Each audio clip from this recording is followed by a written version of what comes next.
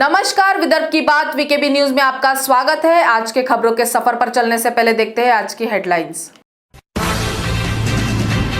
नाना पटोले बने महाराष्ट्र प्रदेश कांग्रेस अध्यक्ष। All India Congress committee ने जारी किया आदेश। भाजपा ने किया हल्ला बोल आंदोलन। ऊर्जा मंत्री राउत ने कहा यह आंदोलन ढकोसला। और मुख्यमंत्री बुल्ढाना के लोनार सरोवर पहुंचे। प्रकल्प पीड़ितों ने किया जल समाधि आंदोलन। और अब खबरें विस्तार से। महाराष्ट्र विधानसभा के अध्यक्ष पद से इस्तीफा देने के बाद नाना पटोले को महाराष्ट्र प्रदेश कांग्रेस अध्यक्ष बनाया गया। ऑल इंडिया कांग्रेस कमेटी ने 6 अन्य कार्यकारी अध्यक्षों की घोषणा भी की है। महाराष्ट्र विधानसभा के अध्यक्ष पद से इस्तीफा देने के दूसरे ही दिन ऑल इंडिया कांग्रेस कमेटी ने नाना पटोले को महाराष्ट्र प्रदेश कांग्रेस कमेटी का अध्यक्ष घोषित किया है। इसके साथ ही कांग्रेस ने 6 कार्यकारी अध्यक्षों तथा 10 उपाध्यक्षों की भी घोषणा की है। कांग्रेस संगठन में हो रहे इस परिवर्तन के चलते नाना पटोले द्वारा विधानसभा अध्यक्ष पद से इस्तीफा दिए जाने को लेकर शिवसेना में नाराजगी के सुर भी दिखाई दिए थे। कहा जा रहा था कि इस्तीफा देने में इतनी जल्दबाजी क्यों की जा रही है। भारतीय जनता पार्टी ने कोरोना काल के बिजली बिलों की माफी को लेकर अन्य राज्य भर में हल्ला बोल आंदोलन किया। ऊर्जा मंत्री डॉक्टर नितिन राउत ने भाजपा के इस आंदोलन को केवल ढकोसला बताया है। उधर अकोला में भी भाजपा और शिवसेना ने एक दूसरे की सरकारों के खिलाफ आंदोलन किया।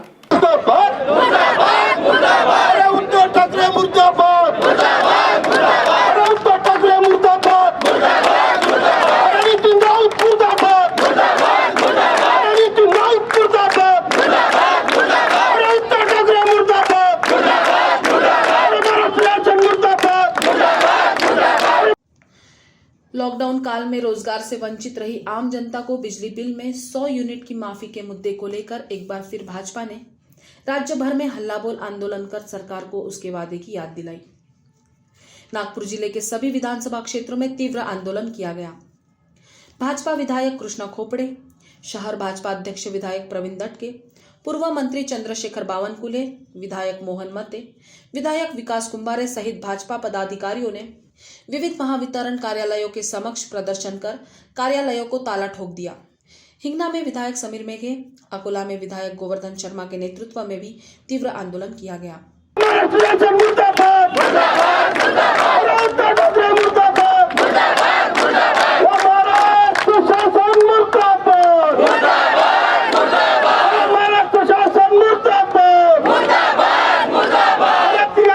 आज हमने प्रातिनिधिक रूप पर हमने इस ऑफिस को ताला लगाया है।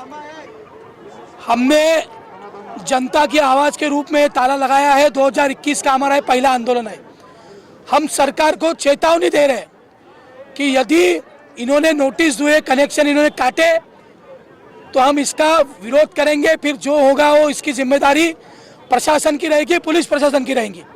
इसलिए एमएससीपी के सारे अधिकारियों को मैं आज चेता रहा हूँ कि शांति से अन्यायकारक वाड़िव बिल और रद्द करें और रद्द करने के बाद जो बिल आएगा उसमें इंस्टॉलमेंट है, जनता पैसे भरेगी। लेकिन इन्होंने जबरदस्ती कनेक्शन काटे तो हम संघर्ष करेंगे और उस संघर्ष का सारा ये इस सरकार के ऊपर होगा, फिर हमारी जिम्मेदारी नहीं होगी। मैं एक बार फिर आदरणीय पालक मंत्री, ऊर्जा मंत्री माननीय नितिन राउत जी से विनती करता हूँ कि इसमें उन्होंने ध्यान देकर तुरंत उन्होंने एक्शन लेनी चाहिए और अन्यायकारक वाड़िव बिल रद्द करके योग्य बिल उन्होंने इंस्टॉलमेंट हमें देने चाहिए, हम भरेंगे। इधर भाजपा के हल्ला बोल आंदोलन को नाकामी छुपाने का पैंतरा बताते हुए ऊर्जा मंत्री डॉक्टर नितिन राउत ने वीकेबी से बातचीत में कहा कि इस आंदोलन को जनता का कोई समर्थन नहीं है और यह आंदोलन फैल रहा है। यह हाल ही में आए ग्राम पंचायत चुनाव नतीजों को लेकर भाजपा की बौखलाहट है, जिसे छुपाने के लिए भाजपा कुछ भी करने पर उतारू हो गई है। जनता पक्ष पार्टी का बिजली का बिल भरने के बारे में जो आंदोलन पूरे देश राज्य भर में चल रहा है, वो आंदोलन यह लोगों को फंसाने के लिए किया गया है और खुद की हार को छुपाने के लिए करने का इनका प्रयत्न है। पिछली विधान परिषद का चुनाव हो या ग्राम पंचायत के चुनाव हो, उसमें भारतीय जनता पार्टी जिस प्रकार से पराभूत हुई है, उनको डर है कि आने वाली महानगर पालिका जिला परिषदों के चुनाव में भी हम परास्त होने वाले हैं। इस डर के मारे वे अपना दर्द छुपाने के लिए यह आंदोलन कर रही है। भारतीय जनता पार्टी इस प्रकार का आंदोलन कर अपनी मांग रखने के लिए तब जरूर आती जब वो पिछले 5 बरस में महावितरण के लिए कुछ कर पाती। पिछले 5 बरस में इन्होंने महावितरण को कर्जबाजारी बनाया है और आर्थिक संकट में ला खड़ा किया है। 51,000 करोड़ का कर्जा छोड़कर यह सरकार से चले गए हैं। चले नहीं गए तो इनको भागना पड़ा है। आम्ही आलो असे मंडारे पडून गेले, हम आगे बोलने वाले भाग गए हैं। तो इनका आंदोलन जो है ये आंदोलन जनता के आंखों में धूल फेंक करने का आंदोलन है। इनको अगर सही माने में हमदर्दी अगर है जनता से, तो वे जो पेट्रोल डीजल के दाम दिन ब दिन बढ़ते जा रहे हैं और क्रूड ऑयल का दाम दिन ब दिन गिर रहा है। आपने यूपीए की डॉक्टर मनमोहन सिंह जी की सरकार देखी होगी, जब क्रूड ऑयल के दाम बढ़ गए थे, लेकिन उस सरकार ने पेट्रोल डीजल के दाम बढ़ाए नहीं। यहाँ तो कम हो गए और इनके दाम बढ़ रहे हैं। इस पर से इनकी नीति और नीति आपको अच्छी तरह से समझ में आ रही होगी। ये जिनका जो आंदोलन का प्रकार है, महावितरण को प्राइवेट कंपनियों के हाथों बेच देने का इनका षड्यंत्र है और यह षड्यंत्र रचने के लिए ये जवाबदार है, क्योंकि चूंकि इन्होंने पिछले 5 साल में महावितरण को कर्जे के पहाड़ के नीचे दबोचा है। धन्यवाद। मुख्यमंत्री उद्धव ठाकरे ने शुक्रवार को बुल्डाना जिले के प्राकृतिक लोनार सरोवर का निरीक्षण कर यहां पर्यटन सुविधाएं विकसित करने के निर्देश दिए। मुख्यमंत्री के दौरे के समय निम्न ज्ञान गंगा प्रकल्प के पीड़ितों ने पानी में कूदकर जल समाधि आंदोलन किया। बुल्डाना जिले में एक उल्कापिंड धरती से टकराने की घटना के बाद प्राकृतिक रूप से निर्मित लोनार सरोवर का दौरा करने मुख्यमंत्री उद्धव ठाकरे बुल्डाना पहुंचे। निरीक्षण के बाद उन्होंने अधिकारियों को निर्देश दिए कि लोनार सरोवर जैव विविधता के साथ अनुसंधान की दृष्टि से महत्वपूर्ण है, इसलिए यहां पर्यटकों के साथ वैज्ञानिकों के आगमन को मद्देनजर रखते हुए पर्याप्त व्यवस्था की जाए। उन्होंने कहा कि लोनार सरोवर का विकास रणथंभौर की तर्ज पर होने संबंधी परीक्षण भी करे। शेतीचे पैसे मिळाले पाहिजे। करायचं काय? खाली मुंडकं वर पाय। राष्ट्र अधिकाऱ्याचं करायचं काय? खाली मुंडकं वर पाय। पिछली 26 जनवरी से न्यायिक मुआवजा देने की मांग को लेकर अनशन कर रहे निम्न ज्ञान गंगा प्रकल्प पीड़ितों ने मुख्यमंत्री उद्धव ठाकरे के दौरे के समय प्रकल्प के गहरे पानी में कूदकर जल समाधि का प्रयास किया।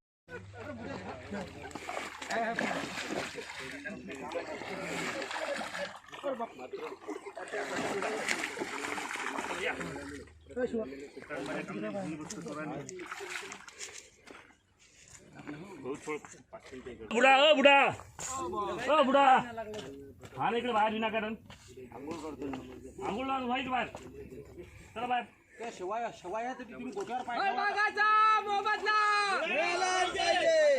चला बाहेर। प्रकल्प पीड़ितों का कहना है कि इस प्रकल्प में उनके फल बाग नष्ट हो गए, लेकिन अभी तक मुआवजा नहीं दिया गया। मी एक प्रकल्पग्रस्त शेतकरी आदिवासी पारधी समाजाचा असून गेल्या 26 जानेवारीपासून आम्ही सर्व 18 शेतकरी इथं उपोषण करत आहे। आजपर्यंत या उपोषणाची कोणत्याही अधिकाऱ्याने दखल घेतली नाही। आज मुख्यमंत्री उद्धव साहेब ठाकरे यांचा बुलढाणा जिल्ह्यात दौरा आहे। म्हणतात आघाडीचं सरकार शेतकऱ्याच्या हिताचं आहे, भल्याचं आहे, पण गेल्या 10 दिवसापासून शेतकरी इथं उपाशी मरत आहेत। इस मुआवजा वितरण में अधिकारियों द्वारा भारी भ्रष्टाचार किए जाने का आरोप भी उन्होंने लगाया है। निम्न गंगा प्रकल्प 2 मध्ये आमची शेत जमीन गेली आहे। आमची सरळ खरेदी केली, आमची फसवणूक केली, आमच्या फळझाडांचा मोबदला दिला नाही आहे। त्यामुळे आम्ही हे आमरण उपोषण केलं आणि पाण्यात धरणे आंदोलन केलं। आम्हाला करू देत नाही आहे, आमचा फळझाडाचा मोबदला देत नाही आहे। तिथून आता आमच्या काही जमिनी संपादन केलेल्या नाहीत। ज्या जमिनी संपादन केल्या त्यात पाणी जात नाही आहे आणि ज्याच्यात पाणी जाते त्या जमिनी संपादन केलेल्या नाही, रस्ते नाही बनवून दिले, पूल नाही करून दिले आणि भरपूर असा घोटाळा केलेला आहे धरणामध्ये. या सर्व अधिकाऱ्यांची कायद्यानुसार याची खात्याची चौकशी करा आणि आम्हाला न्याय मिळवून द्या. याच्यापेक्षा आक्रमक आंदोलन करू आम्ही. उद्धव ठाकरेकडे हेच मागणी आहे की आम्हाला न्याय मिळावा. आमच्या ज्या काही सर्व मागण्या आहेत त्या पूर्ण व्हाव्या. नागपुर में वाड़ी के एक ट्रैवल्स कारोबारी को विदेशी मुद्रा एक्सचेंज के धंधे में मोटा लाभ कमाने का लालच देकर 59 लाख रुपए ठग लिए गए.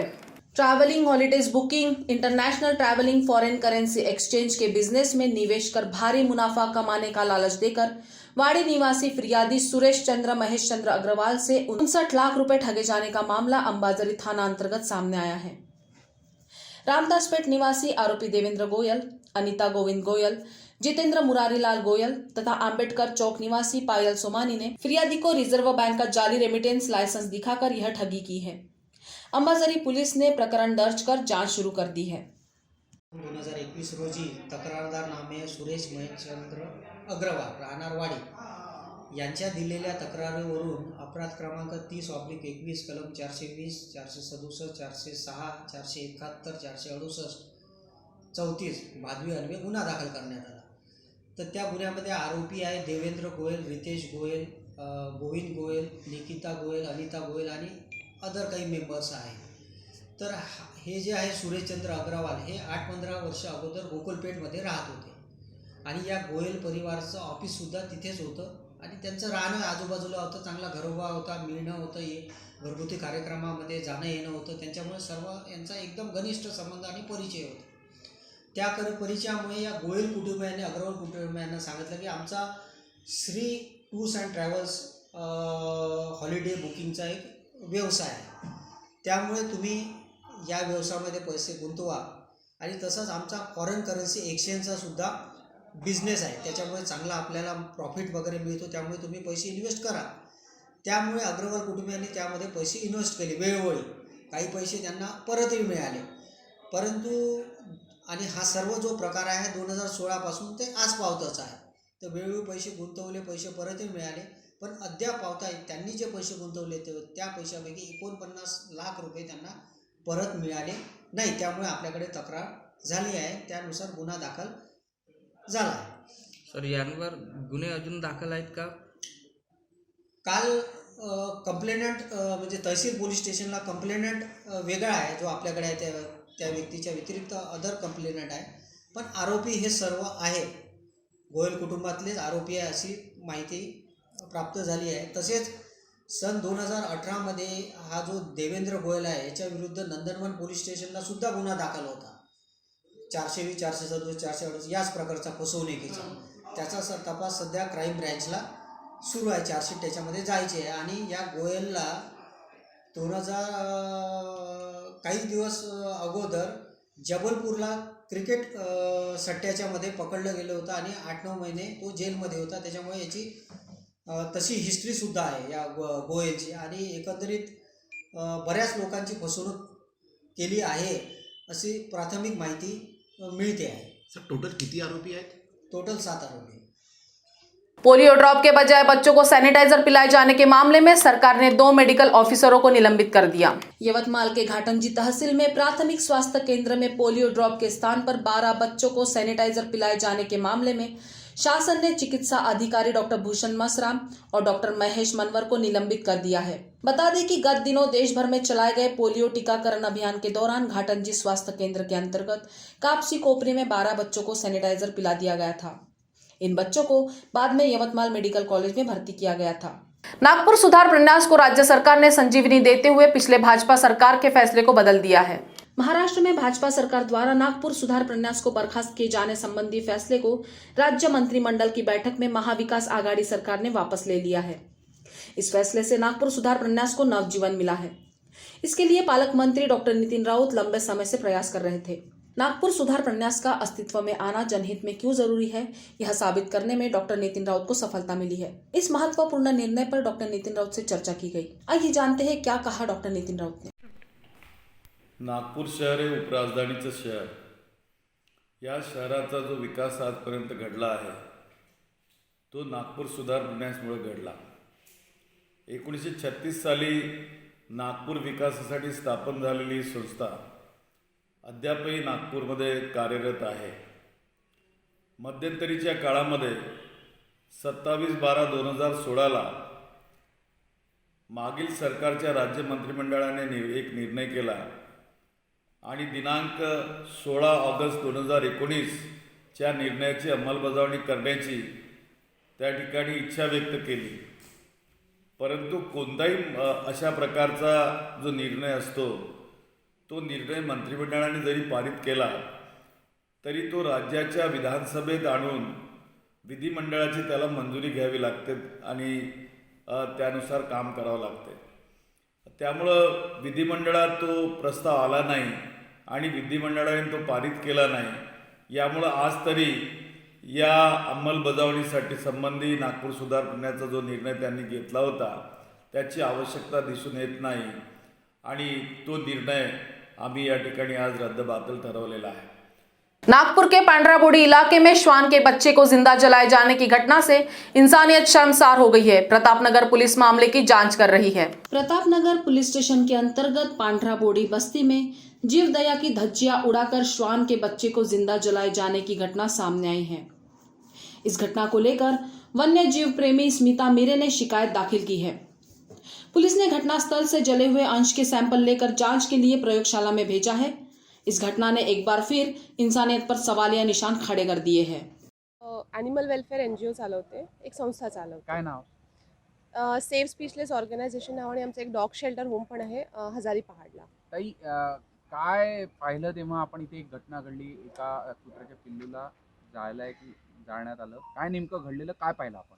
मी सकाळी माझ्या कुत्र्याला इथे फिरवायला आणत असते आणि शक्यतो माझं फिरवणं आतमध्येच असतं. आम्ही बाहेर आतमध्ये फिरवून परत घेऊन जात असते. पण त्या दिवशी तो मला घेऊन आला काल आणि इथे आणल्यावर त्याने मला इथपर्यंत ओढत आणलं आणि त्याच्यानंतर मला इथे काहीतरी जळलेलं दिसलं. खूप सारे दारूच्या बॉटल्या इथे पडलेल्या होत्या पण काहीतरी असं वेगळं जळून तिथे पडलेलं असल्याचं दिसलं. मी जवळ जाऊन बघितलं तर मला असं लहान एक कुत्र्याचं पिल्लू दिसत होतं की ते जाळून तिथे कोणीतरी फेकलेलं आहे. त्याच्यानंतर मग मी पोलीस स्टेशनला 100 नंबरवर कॉल केला पण नेहमीसारखंच 100 नंबरवर फोन बिझी जात होता. मग मी पोलीस कंट्रोल रूमला कॉल केला. तिथून मग पुढे त्यांनी प्रतापनगर पोलीस स्टेशनला ती एन्क्वायरी पाठवली. तिथनं मला कॉल आला की ही केस त्यांना याबद्दल काही माहिती नसल्यामुळे की ही केस तुम्ही महानगरपालिकेला फॉरवर्ड करा. पण तोवर म्हणजे मी एक नॉर्मल व्यक्ती म्हणून त्यांच्याशी बोलत होते. त्यानंतर मग मी त्यांना सांगितलं की हे महानगरपालिकेमधनं नसतं, आम्ही NGOला बिलॉंग करतो आणि हे काम ॲक्च्युली तुम्हाला या प्रोसिजरनी करायचं की तुम्हाला इथे कोणीतरी पाठवून त्या बॉडीचा पंचनामा करून त्याला पोस्टमॉर्टमला पाठवावं लागेल आणि यावर एक FIR केली जात असते.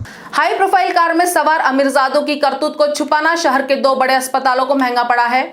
पुलिस आयुक्त ने धंतुली पुलिस को फटकार लगाते हुए मामले की जांच क्राइम ब्रांच को सौंप दी गई है. नागपुर के अमीर घरानों के लड़कों की कार से हुए हादसे की खबर पुलिस से छुपाते हुए उन लड़कों का इलाज करने वाले 2 निजी अस्पताल पुलिस की रडार पर आ गए हैं. 25 जनवरी की रात 10 बजे मोक्षधाम की ओर से धंतोली की ओर आ रही करीब 1.25 करोड़ की कार मनपा के धंतोली जोन कार्यालय की दीवार से टकरा गई थी, जिसमें आरोपी कार चालक आयुष हेमंत गोयल, आयुष मनीष अग्रवाल व प्रतीक खंडेलवाल घायल हो गए थे. उन्हें इलाज के लिए शहर के प्रख्यात विम्स हॉस्पिटल सहित 2 निजी अस्पतालों में दाखिल किया गया था, किंतु इन अस्पतालों ने भी नियमानुसार इसकी सूचना पुलिस को देना जरूरी नहीं समझा था. यह बात पुलिस आयुक्त अमितेश कुमार के ध्यान में आने पर उन्होंने धंतोली पुलिस को फटकार लगाते हुए क्राइम ब्रांच को मामले की जांच सौंपी है. जे धंतोली पोलीस स्टेशन अंतर्गत एक वॉल्वो कार होती, महागडी कार आहे. ॲक्सिडेंट एकदम जोरात जबरदस्त ॲक्सिडेंट झाला होता. बघ्यांनी त्या जखमींना एकाचा हात फ्रॅक्चर होता, हॉस्पिटलमध्ये घेऊन गेले. न्यूरॉन नावाचं एक हॉस्पिटल आहे आणि तिथले MLC पासून बाकी सगळ्या गोष्टी मॅनेज करण्याचा प्रयत्न केला. तिथून विम्स हॉस्पिटल आहे तिथं त्या जखमीला शिफ्ट केलं. फ्रॅक्चर झाला होता, जास्त लागलेलं नव्हतं, पण एकंदरीत जी पोलीस मशिनरी होती त्यांना अंधारात ठेवून आपण पैशाच्या जोरावर बऱ्याच गोष्टी मॅनेज करू शकतो असं या लोकांच्या डोक्यात होतं. गाडीचा मालक मनीष अग्रवाल नावाचा आहे. त्याच्याबरोबर गाडीमध्ये त्याचा मुलगा आयुष अग्रवाल, त्याचा मित्र आयुष गोयल की जो गाडी चालवत होता, आणि प्रतीक खंडेलवाल रात्री एकदम जोरात स्पीडमध्ये होते, भयानक स्पीडमध्ये होते. त्यांचे फुटेजेस मिळालेले आहेत, कुठून बाहेर पडाले, ज्या हॉटेलमधून बारमधून ड्रिंक केलेली होती. आणि हे सगळा तपास क्राईम ब्रँचला आल्यानंतर याची उकल झालेली आहे. संबंधितावर आम्ही आरोपी करून त्यांच्यावर कारवाई करत आहोतच. मीनवाईल जे हॉस्पिटल्स आहेत की ज्यांनी MLC पाठवायला पाहिजे होती, त्यांनी या कॉन्स्पिरसीमध्ये त्यांचाही सहभाग असल्याचं लक्षात येते. आम्ही त्यांना नोटीस पाठवलेलं, एक्सप्लेनेशन मागवलेलं आहे. त्यानंतर त्यांचाही आता आम्ही कारवाई करू त्यांच्यावर. यामध्ये बनावट ड्रायव्हर शोधायचा प्रयत्न करत होते. त्याचवेळी आमच्याकडे अशा सिक्रेट इन्फॉर्मेशन आली, असं चालू आहे. आणि त्याच्यानंतरच मग सगळी सूत्र हल्ली पूर्ण आणि आम्ही एक्झॅक्ट त्यामध्ये काय झालं होतं त्याचा चौकशी केली आणि पुढील तपास केला. गाडी, कारण जेव्हा अपघात झाला त्या क्षणाला मीटर लॉक झाला, तर स्पीड काय होती गाडी? स्पीड लॉक जो झालेला दिसतोय त्यामध्ये 130-40चं स्पीड दिसतंय. रात्रीची वेळ होती, त्यामुळं भयानक स्पीड होतं ते. तो खबरों के सफर में आज इतना ही. आपसे फिर मुलाकात होगी, तब तक बने रहिए VKB न्यूज के साथ. नमस्कार.